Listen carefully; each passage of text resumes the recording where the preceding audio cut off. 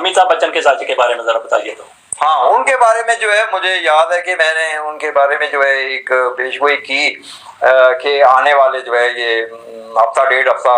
کے قریب کی جو ہے ڈیمٹ پہ جو ہے پیشگوئی کی تھی کہ اس عرصے میں جو ہے امیتابھ بچن کے حوالے سے منفی خبریں پیدا ہوں گی، جن کے ذریعے تحت جو ہے امیتابھ بچن صاحب جو ہیں وہ مطلب ہے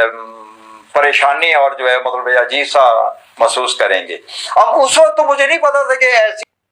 کوئی خبر پیدا ہو جائے گی، اور یہ شاید آپ کو بھی یاد ہوگا کہ انڈیا میں جو ہے ان کے خلاف جو ہے یہ ایک الزام اور جو ہے ایک مطلع حقیقت ہے یا بہتان ہے، یہ وہ لگا کہ یہ وہ وزیر اعظم جو ہے 65 میں جو مارے گئے تھے شاستری کے بیٹے ہیں، یہ آپ نے بھی خبر سنی ہوگی یا دیکھی ہوگی، وہ خبر پیدا ہوئی، اور یہ جو ہے امیتابھ بچن کے لیے بہت بڑی خبر تھی، منفی دل شکنی کی، دکھ دینے والی۔ تو وہ اس شکل میں، اس سے پہلے جو ہے انڈیا کے لوگ مجھے بڑا وہ میرا ڈھول پیٹتے رہ کے آیا بڑا نجوم بھی، تو وہ جب وہ ایسی صورتحال ہوگی تو وہ خاموش، اور اگر میں نے کوئی مجھے یاد رہ گیا کہ اس نے مجھے زیادہ بک کی تھی، میں نے اس کو ٹکرایا، میں نے کہا پیشگوئی ہوئی ہے پوری نہیں ہوئی، تو کہتے ہیں اپنے ملک میں رہا کرو۔ اچھا، تو یہ ہم نے یہ سنا ہے کچھ لوگ کہتے ہیں کہ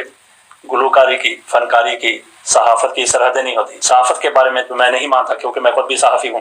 تو کیا علم نجوم کے حوالے سے، پیشگوئیاں کرنے کے حوالے سے بھی سرحدیں نہیں ہوتی؟